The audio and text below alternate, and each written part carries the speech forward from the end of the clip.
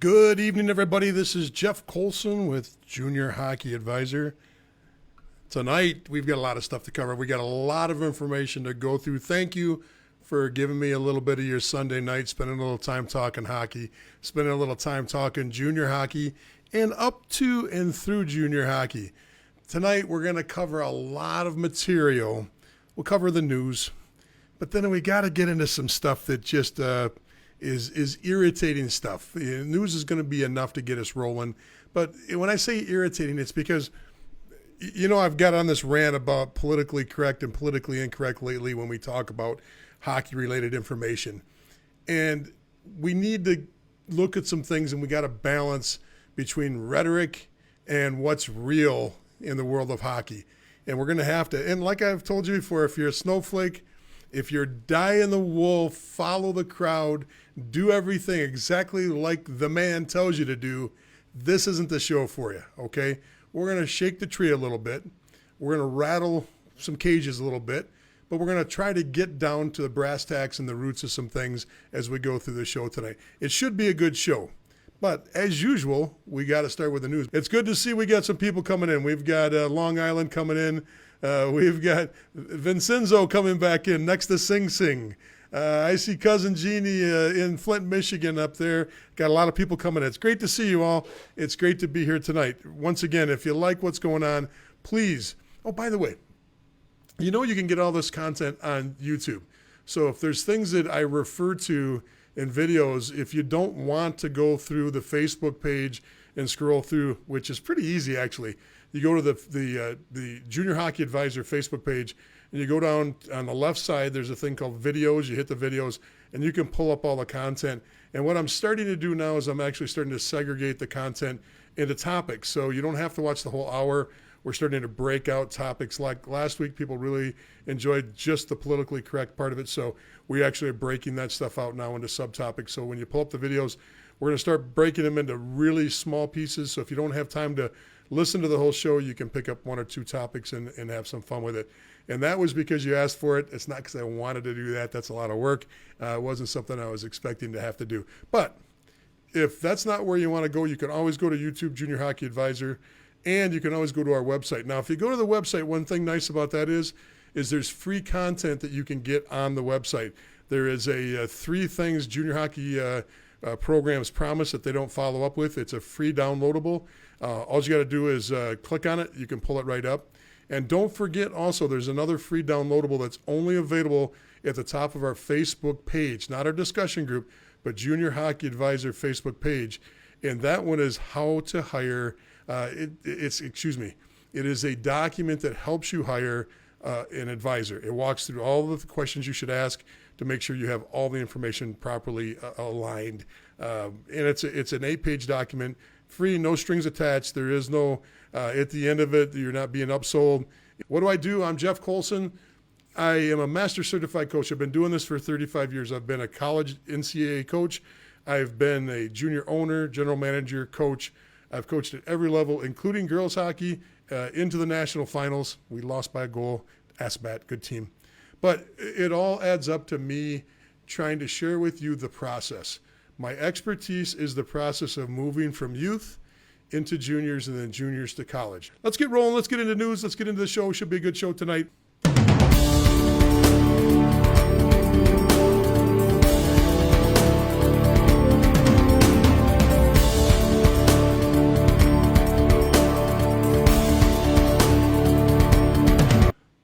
All right, time to get into some serious stuff here. Probably the biggest junior story of the week was the AJHL. AJHL followed suit with the rest of the leagues. They're going to open up their camps on August 31st, but they're going to open up very similar to what the BCHL said they were going to do, and they're going to go into a training camp mode first.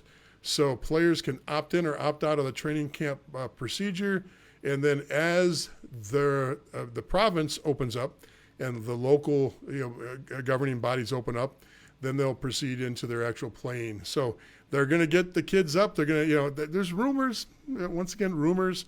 I get some information from my son who's got friends that are still playing up, or he's actually skating with some guys that are still playing in the AJ and the BCHL. And they're saying that they're going to be able to get into those two leagues as Americans, that The information's there. Not seen that anywhere in writing, nor have I heard any official say that yet. But once again, the scuttlebutt is those players don't seem to be too concerned yet. They think they're going to be able to report on time. That would be good news across the board. But the real news, and this is the big news. Now, this is not hockey. This is sports related, but it was a big story, and it's worth us talking about. It's the Big Ten. It should be the Big Ten and the Pac-10. Okay, there's the Power Five in football.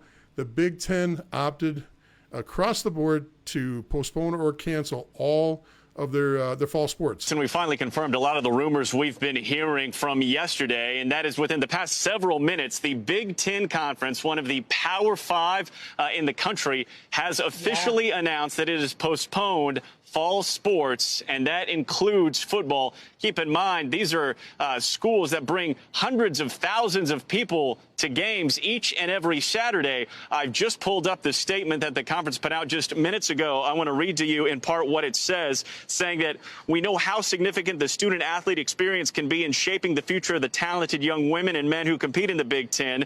Everyone associated with the Big Ten Conference and its member institutions is committed to getting everyone back to competition as soon as it is safe to do so. And they say that winter and spring sports are still being evaluated at this time. But lack of better words, they're saying we're bailing. Okay, we're jumping out of this. They're in my opinion, this was too soon to make this decision across the board. Way too soon to make this decision, and it will have an effect. This is like the domino effect of these organizations or people doing knee-jerk things before all information is in. Now, I say that because there's some validity to where I'm coming from, because I want you to listen now to the commissioner of the SEC and his stance on this. Now, the SEC isn't stopping anything yet. In fact, the SEC is trying to pull ahead. But listen clearly to his message. It's pretty interesting.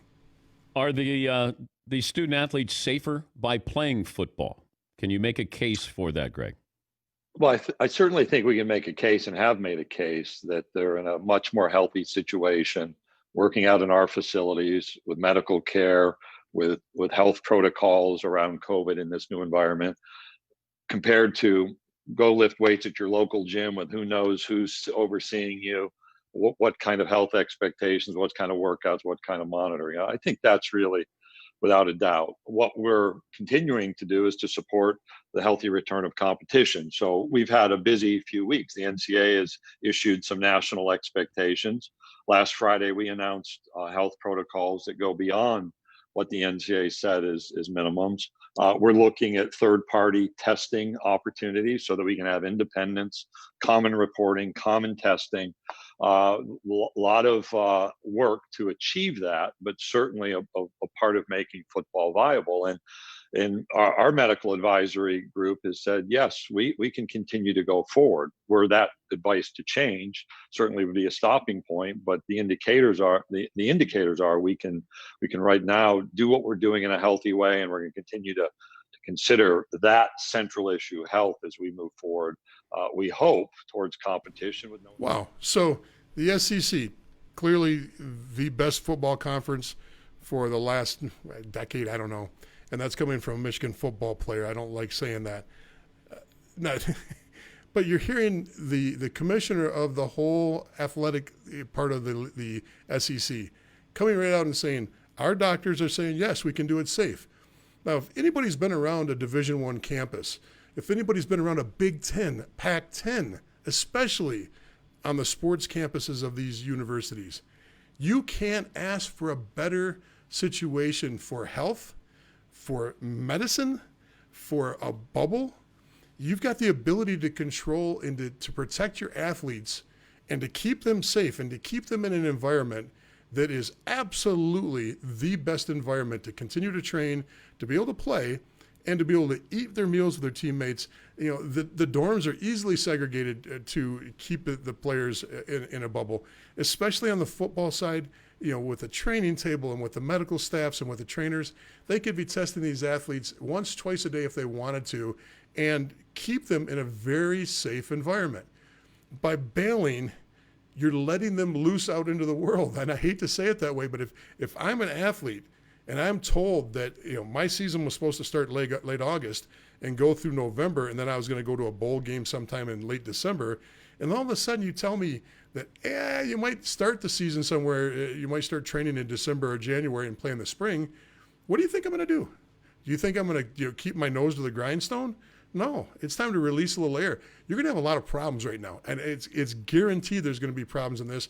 I'm very, very sad to hear this direction from the Big Ten and the Pac-10. I would expect more. I would expect them to say, hey, look, we've got the finest medical facilities. You've got Northwestern, you've got Michigan, you've got Penn State, you've got these incredible institutions with incredible staffs and medical staffs. You're telling me that you couldn't find a way to get this done? Now, there's some more to this. And the second part of this is that there is a little bit of a groundswell of information coming in that this may not be at all related to COVID, that this is all related to athletes starting to get the empowerment to turn into, for lack of better terms, and I apologize because it really isn't a union, but to unionize. And that this is going to be part of the quell process to slow things down and so they can get their hands and arms around this. Now, I don't know if that's true. There's a lot of conversation on the national level. There's a lot of conversation on the different footwear networks on this. But this is not good news for anybody. This is not good news for the spring sports. This is not good news for the late fall, winter sports like hockey. Hey, stand your ground. Step up. You've got these great campuses, and you're telling me you can't find a way to take care of your athletes. First of all, that's bull, because if you've ever been on these campuses, your athletes are already isolated, okay? They're already isolated. They live in their own bubble, okay? Even if they don't live in a dorm, they all live in the same houses. They're not living with other students. They're living with hockey players. They're living with other sports players. So this is just, it's not the right way to go about this. I know I try to stay away from opinion and just give you fact, but I did give you a little bit of fact. I gave you the ability to look at this from the SEC and the Big Ten perspectives, and I just don't agree with it. I think the SEC's got it right. I think the Big Ten's got it wrong, and we'll see where this goes. So enough of that. We got a lot to cover tonight. I'd like to see some of your comments coming in. Tom, I see the comment on that. I'm going to throw that up just so everybody else can see it too. I see Nebraska coming in. I see Riverside, California coming in. Good to see you. Toronto, good to see you. I see Mark, my former teammate in the Marine Corps hockey team, the All-Marine hockey team from the 80s, coming in. Good to see you, Mark. And as far as my son's Air Force jersey, news to come on that. He's still got 1 year of juniors, though, to go on that. Steve, see you coming in from Scottsdale. Greg from New Jersey. Brenda from Toronto. Toronto taking the lead. JJ from Grand Rapids. Johnny coming in from Maine. We've got a lot of people coming on. It's great to see everybody coming on. And then I see Dave coming in from Ohio, which is kind of – and then we got Tom, I agree with you, multi-million-dollar campuses. Hey, it's not multi-million-dollar campuses. When just from my experience, when Michigan remodeled, they put a couple $1 million into their locker room for their hockey team. The hockey team has a salad bar in the locker room. Okay, not only is there a salad bar, there's a juice bar in the locker room.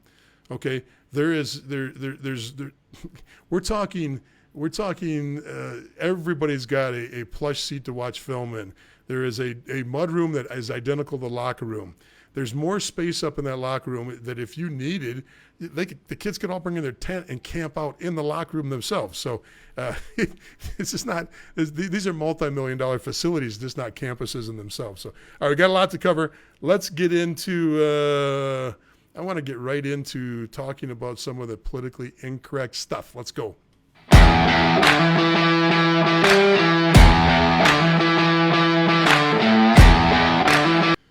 Politically incorrect advice that makes sense.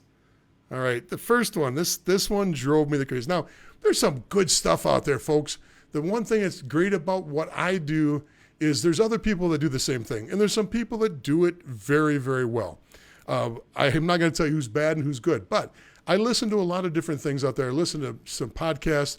So I do some perusing of different blogs, vlogs, and I like a lot of stuff out there. There's some great content out there, especially if you're a coach. If you're a coach and you're looking for drills and strategies and everything, there's tons of information.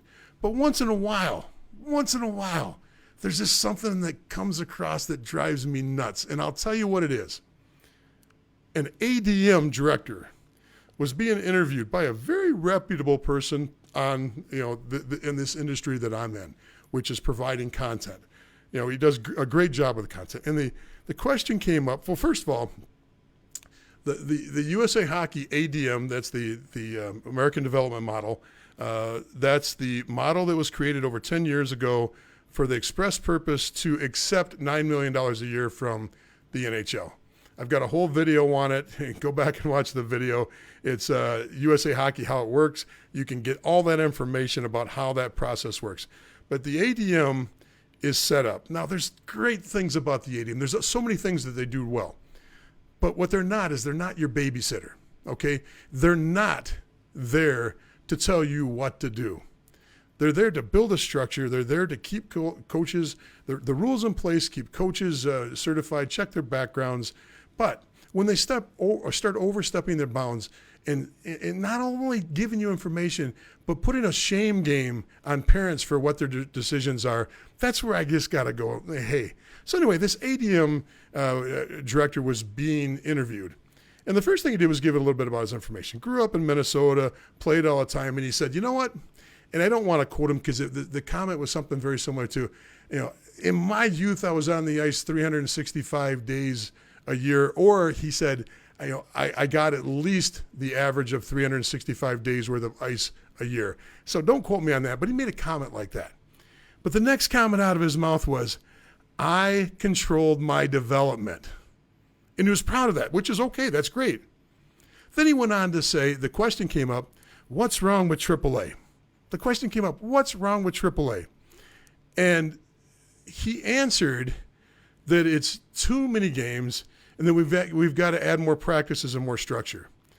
So on the one side, he's saying, hey, look, I just played and played and played and played, and I didn't have a lot of structure, and I controlled it. But then on the other side of his mouth, he's saying, hey, look, we, 2 to 3 practices a week and then games on the weekend, that's totally inappropriate.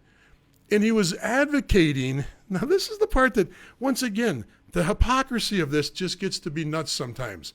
He was advocating that you should look at the structure that college teams use.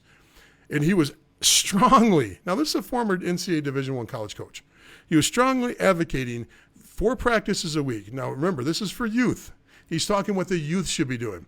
They should really strongly look at the model of 4 practices a week, only 2 games on the weekend, and that college teams also do skill development, college teams also do lifting, and college teams also do film, and that with 2 hours a week, Monday through Thursday, and then all the film and then the lifting and everything. First of all, I've been there, done that. You're talking about 20, 30, 40 hours a week, depending on the program you're in. Period. There are programs that you get at the rink at 1 o'clock and you don't get out of there till 6 or 7 at night.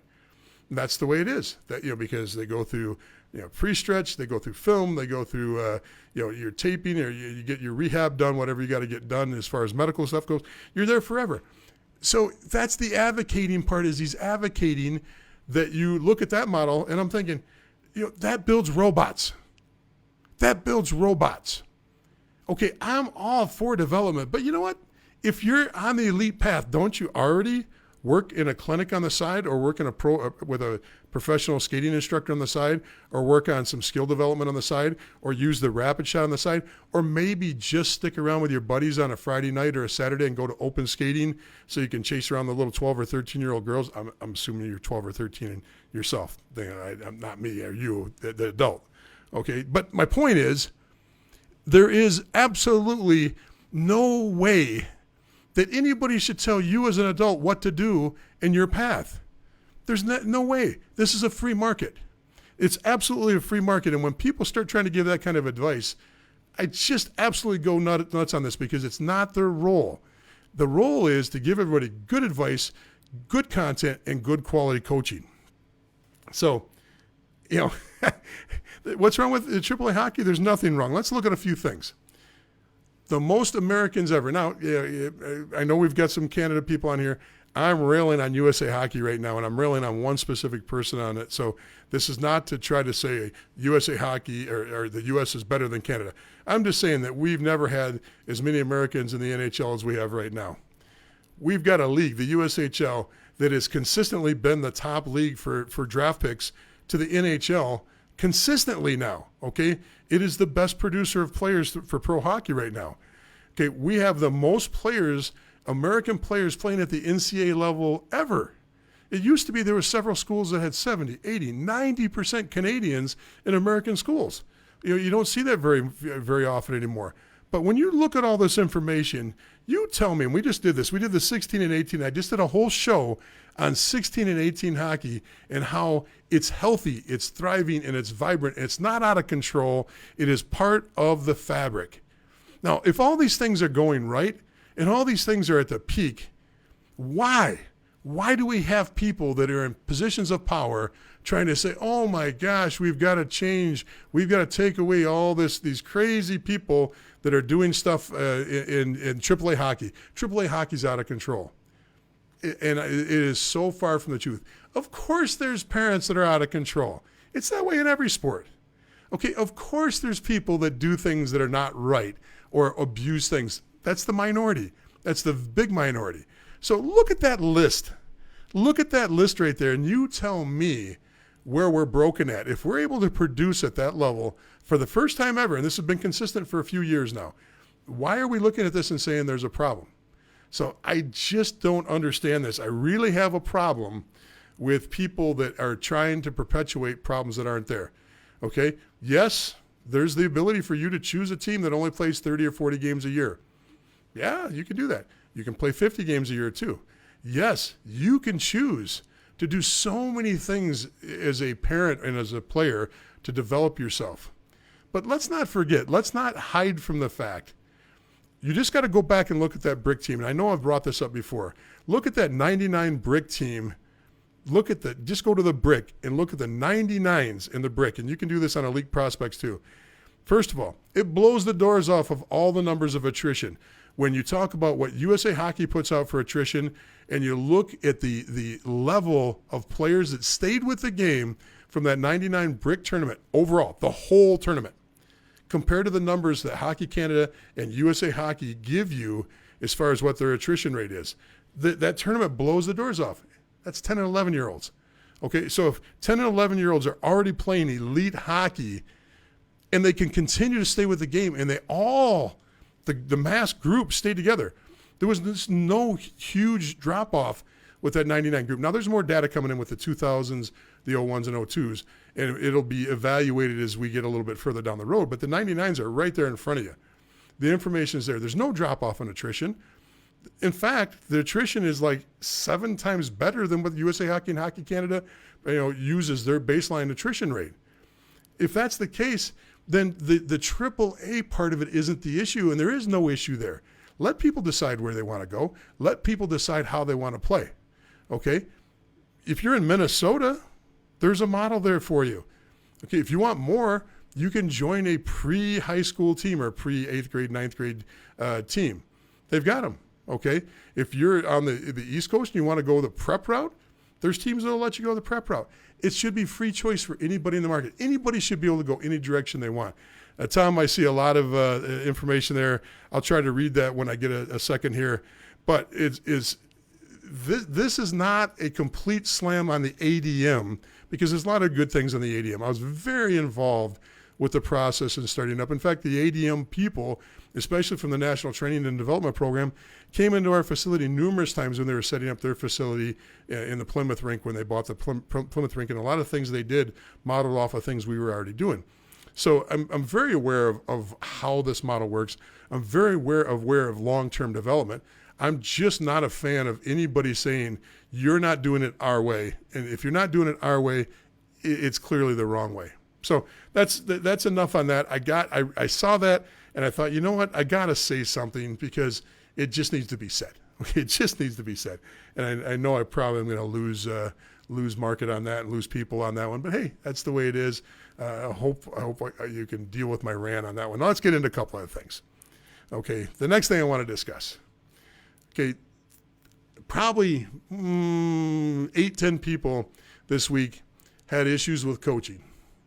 Okay, and the issue with coaching is, my coach isn't doing this, my coach does that, and it was just all over the board. So I thought, you know what, I'm going to spend a little time talking about coaching, and I'm going to talk a little bit about where coaching is and what to expect from coaching.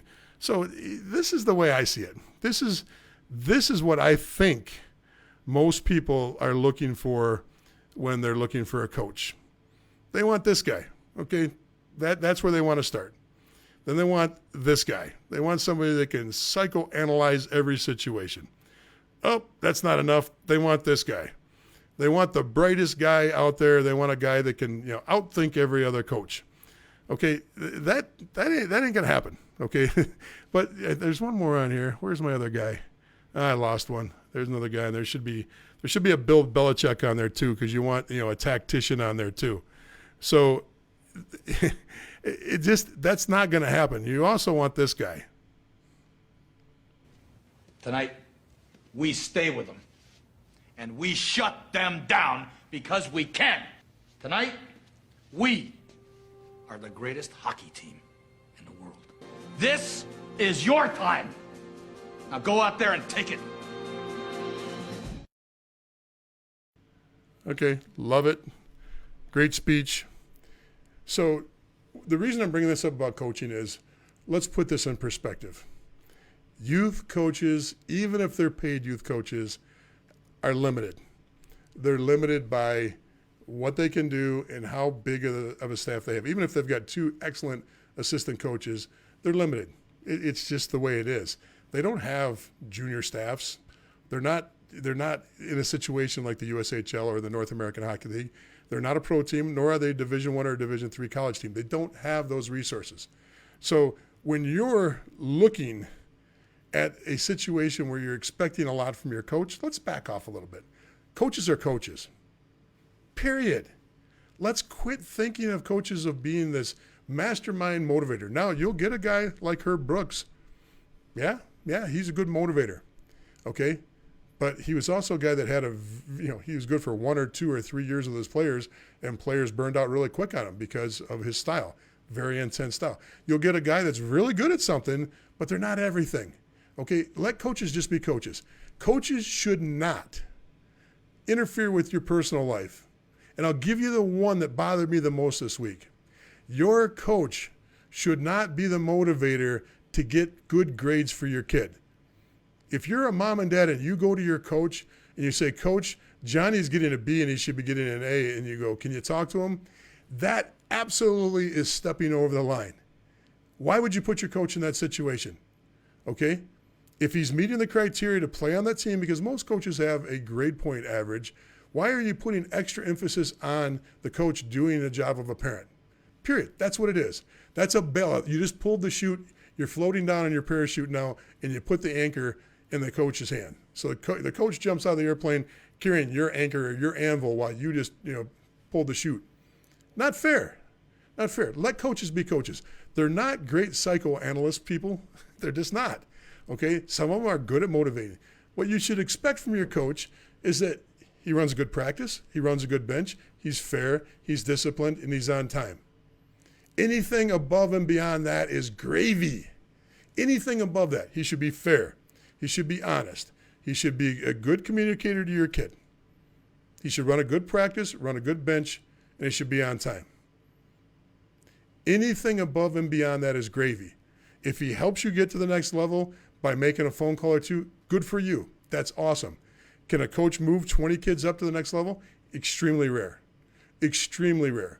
I was just going through, and maybe we'll get to it later in the show. I was just going through and looking at the 19, I forget which group it was, but I think it's the 97s, and where they ended up and what programs they came out of, and what teams at the U16 level actually know. It was the 2000s from the 97 or the 2016, 2017 year, and I looked at the national championship team, and even the national championship team, not every player elevated to the next level. Now, the coach did a good job of moving some players up, and we'll talk about that a little bit later.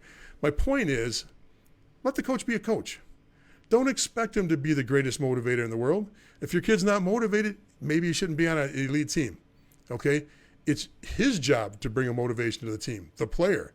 He shouldn't have to be motivated every week to be a good in practice or game. Now, a coach once in a while can walk into a locker room, and I lost a lot of energy, time, and sleep trying to make sure that every game that I walked into a locker room my first 2 or 3 years that I was given the frickin' Newt Rockney speech of the year, okay? And I had every antic and every cliche, and I motivated through towels, did everything I could.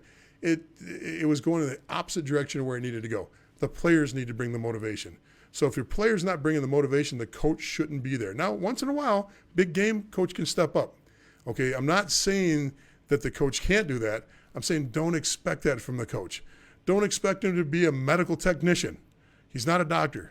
Okay, so when you go to him for advice on the medical situation, you're just putting him in a bad spot. He can see an injury. He writes up the injury, says, go see a doctor. He can't clear you, nor should he be clearing you for an injury or a concussion or anything else. Don't put him in that spot. Let a coach just be a coach. If you're a coach and you're just a coach and you do a damn good job of a coach, you can leave and instill some incredible memories for the players. You can be a great leader. You can show them how to live right. You can show them how to communicate properly. You can show them how to treat people, but you don't have to be, Sigmund Freud. You don't have to be Einstein. You don't have to be Bill Belichick. You don't have to be Herb Brooks. What you need to be is a good coach and nothing more. So we put so much emphasis on these coaches right now to be everything but just an X's and O coach.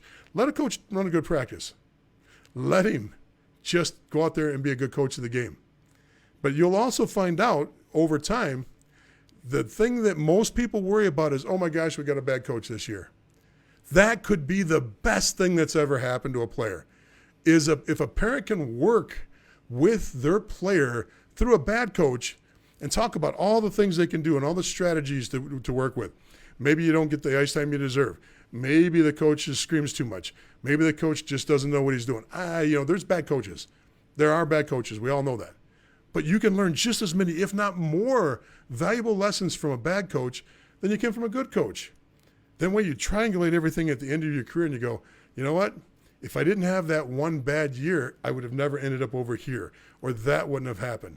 So let's look at this and look at the positive things from this, and let's back off a little bit on what a coach is. Okay, I just had too many conversations this week saying, I think you're asking too much of the coach. I think you're asking way too much for the coach. Let's go back into this and from a different angle, and let's look at what you as a family can do. Let's look at what other angles we can take. Because remember, coaches aren't skill development guys either. There are great coaches that can't teach power skating, nor should they be able to teach power skating. So when coaches, and this is part of the coach's problem too, coaches oversell themselves a lot. Oh, I'm a development guy. Well, there's people out there that make a living on skill development. Maybe you are a development guy, but on skill development, go to the pro. Go get your power skating coach. Go get your skill development coach and work on the side with those things. You're going to have a better relationship. You're going to build somebody that's got 100% rah-rah for your player, and it's not a bad situation. Your coach is going to be happier too, because now you've taken something off from keeping it coming in and saying, when are you going to work on power skating? Well, maybe that coach has got other things to work on than just power skating, because maybe the rest of the team doesn't need the same things your player needs. So I'm just trying to give you a little bit of advice. Lower the expectation of the coach. Expect exactly what it says. Coach. Nothing more, nothing less. Coach. I think we are back. Good. Okay, let's get on to the next topic here. Enough of the coaching talk. Let's get on to the next subject, which is 8 reasons why hockey is better. Okay, the reason I'm bringing these up on the 8 reasons is this goes back to, let me just go through the list. Let me go through the list on why, because this is once again going into the last 2 conversation on coaching and the conversation about the way the broadcast that I listened to irritated me on how the pressure was being put on. So, there's a lot of NHL funding that's coming in. It's coming in through different processes, but that NHL funding that comes into USA Hockey, this is what it's giving you. It's giving you the College Hockey Inc. So if you haven't looked at College Hockey Inc., I've told you before, it's an incredible site. It's a good site to grab a lot of information about how the process works, how to get eligible to be in the college hockey ranks. It also tells you about all the people that are actually being recruited, so it's a great site. It also, NHL funding, they give a ton of money to the USHL, they give some money to the North American Hockey League, and they use that for marketing purposes so they can move through the process. So the reason all these 8 reasons I'm discussing this is because a lot of emphasis is put on the ADM as being the end-all be-all. And hockey's improved so much over the last 10 years outside of just the ADM. The ADM has a lot to do with it. That NHL funding goes towards the ADM, and it also goes through towards our national training and development program. So that NHL funding, that $9 million a year that comes in, this is the directions that it heads. It also helps fund some diversity programs and women's hockey too. I don't have good, clear numbers on how much money goes in those 2 areas, but I got a fairly good idea of where the rest is. And just so you know, anybody, you can Google this. You can pull up USA Hockey financials. You can walk through and find out exactly where the money's coming from and see everything yourself. You don't have to take this from me. Okay, the next thing is the smartphone. Okay, one of the reasons why hockey's better is the smartphone. You can videotape a stride, instant feedback. You can have that phone on your pocket as a coach, take a picture of something happening during practice, instant feedback. You can send that copy to the player. You can send it to the parent. You can have great feedback right away. Everybody now can produce some kind of hockey content that works for them. That's an exact reason why right there is the smartphone. Social media, what we're doing right now has made hockey 10 times better. To be able to get educated, to be able to use social media in a positive way, to connect with people, to talk to people, to learn. As coaches, as players, as parents, it is fantastic the amount of content that we have now and the amount of ability we have to learn about our sport. So social media, incredible tool that has helped the development of hockey over the last 10 years. I can't remember now, and it's very difficult to think back to the days of not having a smartphone and not having social media as part of the fabric of hockey development. Private instruction has blown up in the last 10 years, 10, 15 years. It used to be the Zamboni driver who was the assistant manager of the rink. If he had time, he would schedule a one-on-one with somebody to help them learn how to skate. That was the old way of doing things. Now, it is so professional. It is available nearly every single market has some sort of private lesson ability, either small clinics, small groups, or actual one-on-one private lessons. Most of it is sanitized. It's very, very built into a process that works. It's incredible. So when we talk about how hockey's evolved and how hockey's better, private lesson and private instruction is a huge part of the difference in where we're going from the game. I bring this up because I don't want anybody to believe that it's only one thing that caused all the great things in our game. Okay, it's not just the ADM, it's the ADM along with everything else we're talking about. The other one is advanced performance training. You've now got rapid shot shooting machines where you can get your reaction time, your shot speed, your accuracy. You've got skating treadmills. You've got advanced video techniques. You've got the ability to do sensory training in rinks. Goalies have now video walls where the forwards and goalies, all players can use these video walls where you're touching, different things to try to get your sensory reaction time at a higher level. Your hand-eye coordination, balancing. There's so many things. There's things you do in your driveway now that weren't available. Plyometric opportunities at different rinks and different facilities. The advanced performance training side has revolutionized the way our athletes go about things and their explosiveness and their ability to play the game. It's just completely different now because it's there, and it's part of almost every kid is going through some sort of plyometrics with their team if they're playing travel hockey, that is. So this is incredible. It's a big, big part of things. The next one is academic and athletic integration. Now, this is a model that's being done at many different levels, But there's companies now that have 10, 12, 14 different sites where you can go, you can play hockey and train and get your academics integrated at the rink all together, okay? It's a way of life now for people to live at the rink literally versus, back in the day you're a rink rat where you lived at the rink because you raced there as soon as you get on with school. I used to have one of these academies. It used to be a part of our fabric with our 16s, 18s, and our 2 junior teams. Having academics and athletics integrated just gives you an opportunity. Not every kid takes advantage of it, and not every kid should take advantage of it. But it allows the kid that it doesn't, the regular model doesn't fit. Maybe he lives 3 hours away from elite hockey. Maybe his style of education of being in a regular classroom doesn't work in this hybrid classroom that allows him to skate a little bit, work in the classroom a little bit, go in the weight room a little bit, work in the classroom a little bit, go in the shooting room a little bit. Maybe that helps him become a better person and a better athlete. It's just changed the way we've gone about this because between Canada and the United States, there's 30, 40, 50. These aren't the prep schools. These are the hybrid models where they actually have classrooms that are just specifically for hockey players, and it's not a school campus.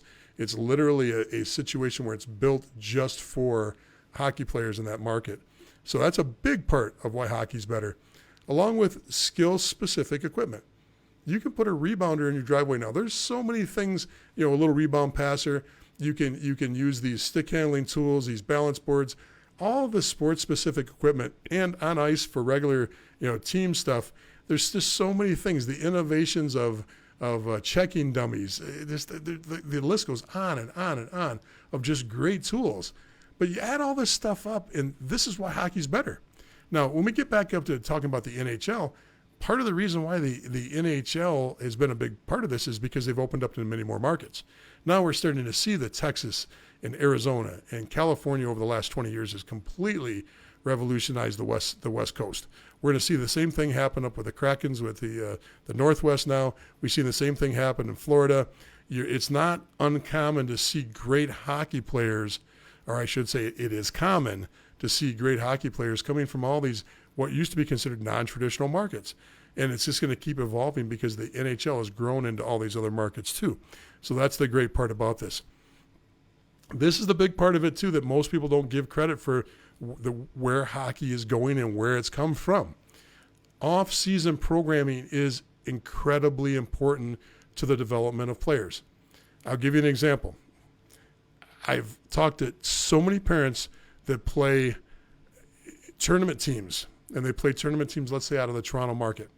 And they play these tournament teams where they get selected. They go to a tryout, maybe in January, February.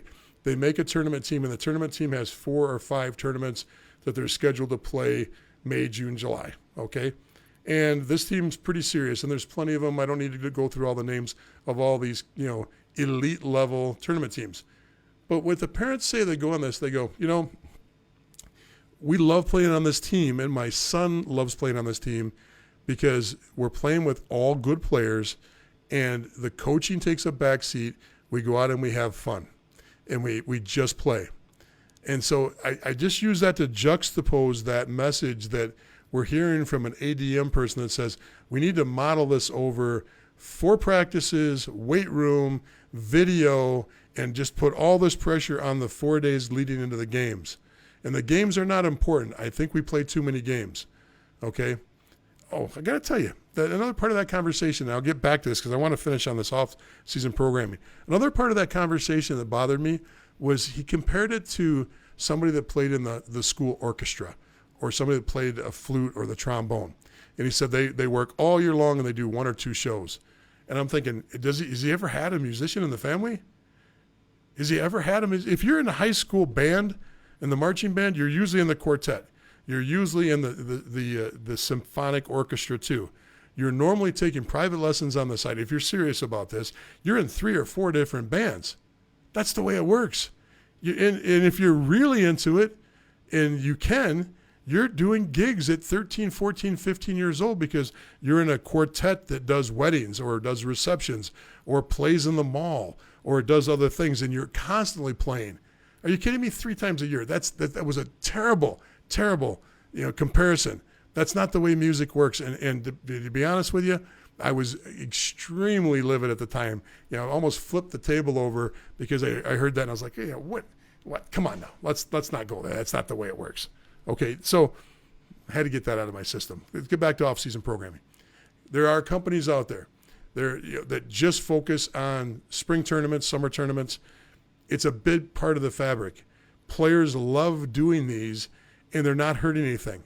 These players still play baseball. They still golf. They're still on the tennis team. They're still playing lacrosse, but they're playing on these spring and summer showcase tournament teams too. That has absolutely changed the game because these tournament teams are now a recruitable source. They weren't recruitable 15, 20 years ago. Then they became very recruitable. Now you actually have staffs that are scouts, that are actually development people with the USHL and the NAL and the BCHL and the AJ and the CC, and they're actually part of an NCDC program. So you've actually ingrained all these people in because they know there's players there and they want to get to know these players. So off-season programming can be anything from the selects program. It can be teams that go to play in the Boston area and playing in the Beantown, playing in the pre-draft, playing up in the Toronto market, playing the Detroit market. There's a lot of areas, but the epicenters are usually Detroit, Toronto, Boston. That's the triangle of where most of these major ones are at. And it's just part of the game now. It's part of the fabric. Those 8 reasons right there are why hockey's better. There's so much professionalism put in these off-season programs now where it used to just be for fun. Now it's still fun, but it's done with such great teams and such enthusiasm that people like doing this. And there's nothing wrong with it. And nobody should shame you for wanting to play on an off-season program. Nobody should shame you. Oh, hey, I missed one. Video games. Let's go. Oh, I want to make sure I get back to that one. How did that happen? I guess I just built it in there wrong. Video games is a huge part of this. And we've talked about this before, but if you haven't played with NHL and been on there lately, go in there and play there. Now, there are products out there. USA Hockey endorses one with a bunch of little Pong dots, okay? Little Pong dots going all over the place. Or you can play NHL and actually learn how to do a spinorama, learn how to chip it around a player on the boards, learn how to cycle the puck, learn how to angle somebody. Because everything you're doing in a real hockey game, that game's pretty darn realistic. And that's me being using the PG version of that. The game is really realistic. Yeah, it is. You can do things on that game. You can work on your different shots, your different moves. I can tell you that my son mastered that game very early on. I couldn't beat him at 10 years when he was 10. Okay, not that I'm big into those games, but I thought I could beat a 10-year-old. But he immediately started applying everything he was learning to what he was doing on the ice. Okay, yes, he was coming down. He was trying things that he saw in the game. He started getting an interest in watching the NHL games, or at least the ESPN highlights or TSN highlights, depending on where we were, and trying the things that he saw on the highlights. Okay? Yeah, I posted a video the other day when he was 8 years old, and this by no means do I ever want to be that. This is not a hockey dad talking about. He was literally pulling the puck up at 8 years old, throwing it between his legs, top shelving things, all because of a video game. That stuff wasn't stuff that he was seeing from his teammates. It wasn't stuff that he was being taught by coaches. It was because of a video game. Take those 8 things. Look at that list. And that's why our game is better. That's why our game is improved. And if anybody's telling you it's all because of an institution that's telling you which way you have to go and how many times you have to skate and where you should be skating and how many practices you should have, just sit back and think a little bit about this and think about where your real opportunities are and what really is moving you forward in the game. So with that, I'm going to try to look at some questions here and see if I can pull out any questions from anybody tonight as we've gone through. I know we've covered a lot. Give me a second to do a little reading here while I'm looking. If you got a chance, please, if you're not, this is one of our goals, is to grow our group. Okay, tonight, once again, we hover in the 30 to 50 live, and it comes in and out. We get a lot of live, and then there'll be 6,000 to 8,000 people that'll watch us on replay. I don't know what I'm going to do tonight with the outage. I don't know how to splice those two back together or not, if I can. So Tom made it a point of saying different strengths and weaknesses for each player. Giving every player the same structured strength and speed training is good for foundation training. However, some players need specialized focused training. Absolutely. That's why your individual coach can't do everything, because a coach is there for the team. So, Tom, you can't be more spot on. If you need more or you need less or you need to focus on something specific, that's where the individual training comes in. And if you want to be an elite player, you got to be looking for those other things. You got to be looking for specialization outside of just your team. Because now some teams have the ability to hire great performance trainers as part of your package. I know that when my son was with OJG, the Grizzlies in Detroit, they had a phenomenal trainer. When he played for Victory Honda, they had a phenomenal trainer for the 16s and 18s. And so they were able to do a lot of things, and the coach didn't have to spend the time on that. And the off-ice conditioning part could be specialized and catered as the players came in on staggered schedules. So very true there. Okay, Vincenzo, let's see what we got here. We got at the 2005 level, what preparations do we need to do for next year, or if or when we approach a commitment season? Okay, so if you're in 05, you're going to see the same thing. I just talked about this last week. If you're in that 04-05 category, you're going to see that first group come out, and the first group's going to come out hard, meaning your 10, 12 kids that are considered elite. Okay, the best of the best. You're going to see the better players that are already locked into Michigan, Ohio State, and they're going to get yanked. And everybody's going to be looking around going, what about me?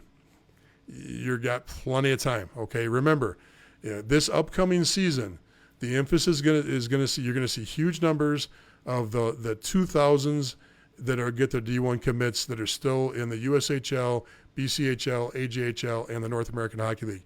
So the 2000s are going to be the focus all the way up through. I mean, last week when we were talking about this, we were still talking about 99s and 2000s on last week's show with huge numbers. Remember, 2/3 of the picks or the selections all the way through August for the last few years have been the last 2 years, meaning the year that you're graduating out of juniors and the year before that.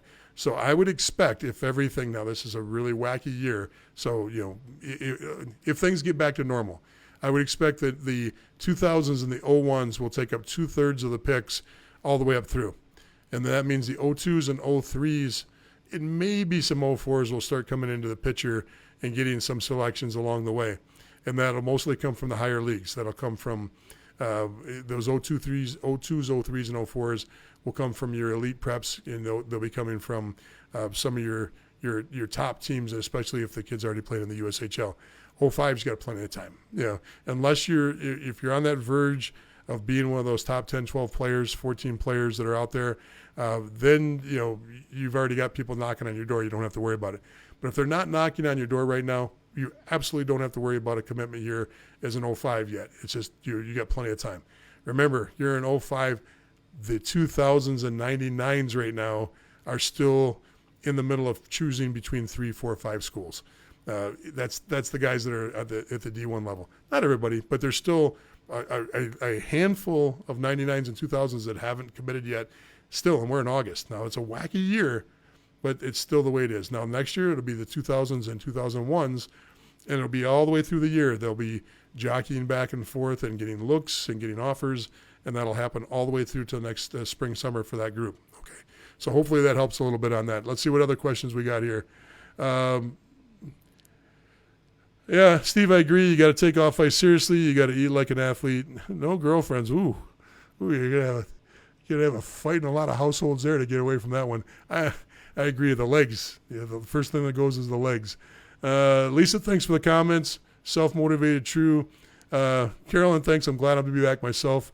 Panic when we lost everything here. Tom, yep, video games are good. Vincenzo, I'm not going to knock IntelliGym. I can tell you this. Every time that I ask them online to give me scientific fact that they're actually, some of the things that they promote, look at their advertisement and tell me that you really believe in the numbers that they promote about how that you're going to improve your goal scoring and improve your play, and then do your own homework on that one. send them a note and say, please verify it with some scientific fact. Can you send me the reports of the studies that say this? Because they put a lot of information out there, but there is no data that's provided that says that they can do what they can do. Okay, that's the reason why I have an issue there. If they provided me with some data, if they provided me with some white papers, if they gave me a few different schools that did a study on IntelliGym and said, look, now what they're doing is they're generalizing and saying that things like IntelliGym can help you and improve you, but nobody has specifically said that what they're doing actually improves anything. So do your own homework on that. I can't tell you that it won't work for you. I can tell you that I'm very skeptical of anybody that doesn't give me anything that's fact-based. Now you could say, well, Jeff, that NHL game is not fact-based. Well, I can tell you that when you sell millions and millions of copies a year of it to hockey players, and hockey players are addicted to it, and you see the direct results of them doing things that you see on the ice, I think there's enough scientific data, or at least the MBA side of me says there's enough data that says there's something there and something's working there. So, Bradley, you're right. An 05 does need to know how to shave first. I could go into a lot on that one. Let me just scroll back and see if I missed anything else, and see if it's time to give her a good night for the night. Yeah, I think I got everything as I go through and look. Scott brought up something earlier on about the USHL in delaying their start because of the fact that there was the Midwest got hit with a hurricane, and there was all kinds of damage done. I'm gonna have to take a flyer on that one. I haven't heard enough. I mean, the first reactions were, everybody was safe, and talking about, life over property at first, as far as the people I were talking about, are talking to. So I really had to take a flyer on that, Scott. I don't know what that's going to, next week I should be able to give you some information on that, and there'll probably be much more information online, on news on that. But I would find it hard pressed to believe that there would not be some way to save those teams, even if it meant that they spent more time on the road or did some other things. Now, it's only speculation, Scott. I can't tell you what will happen with those USHL teams, but I can tell you that my thoughts and prayers are out there for those rink managers and those people that are working through all that mess. It's never fun to go through something like that. So let me just give it one more look through here quickly. How many hours in the gym should an 05 player do per week for a Tier 1 player? So you're talking about a 15-year-old. I can tell you this, Carolyn, 15's plenty old, even if you're using the ADM model and you're talking about, your windows of opportunity, you're in a window of opportunity for a lot of things at 15 years old. One side says, at 15, I did not see a lot of results for my 15-year-old athletes with the weight room. It was still extremely important because the habits they develop there and the technique that they're developing is going to last for the next 5 years. So you might not see the same growth on a 15-year-old. Now, some will. Some will just burst into little gorillas right off the bat. You might not see it with everybody. But with the whole procedure of learning to lift properly, lift safely, and lift appropriately, and to build it into your actual game plan is important. I don't believe, now, once again, there's a little bit of room for argument on this. I don't believe that a 15-year-old needs to be in the gym during season more than twice a week, 3 times a week tops, if the third time's light. Now, once again, that's also contingent on everything else that's going on with that 15-year-old. If that 15-year-old's balancing school, hockey, and maybe a third sport or a second sport in the gym, maybe it's less, because there are a lot of players that will still be on the lax team or the football team or cross country or something else. You don't want to overload them in that case. But in general terms, 15 is a great time to be lifting. It's a great time to be in the gym. But remember, being in a performance training center these days, lifting is just part of it. There's agility, there's speed, there's flexibility, There's learning how to be a functional athlete. There's coordination drills. There's so much more that a good performance training center can do than just lifting. So 2 times a week should be appropriate. In the off season, it really becomes a flavor, and that's where you got to build a great relationship with a performance training center that is specifically catered to 15 and 16-year-olds, that knows that age group. And they're out there, and they do exist, and they have protocols specifically for that age. You should absolutely not be getting a copy of Boston College or the University of Michigan's strength and conditioning program at 15 and 16 years old and flipping through and trying to do what those guys are doing. It doesn't work. It's not appropriate. You need to have something that's scaled directly to a 15 and 16-year-old. So hopefully that helps. Folks, thanks for hanging in through that little blip. I hope that I didn't panic too much on my end. They've got zapped on everything here. I had to rebuild all the screens and get the cameras back up. You did a great job of sticking with me. I'm surprised so many people stuck with us. Great job tonight. Thank you so much for watching. I look forward to next week, and we'll have a ton more information. Maybe something will come up during the week, too, we got to talk about. Take care. Thank you, everybody.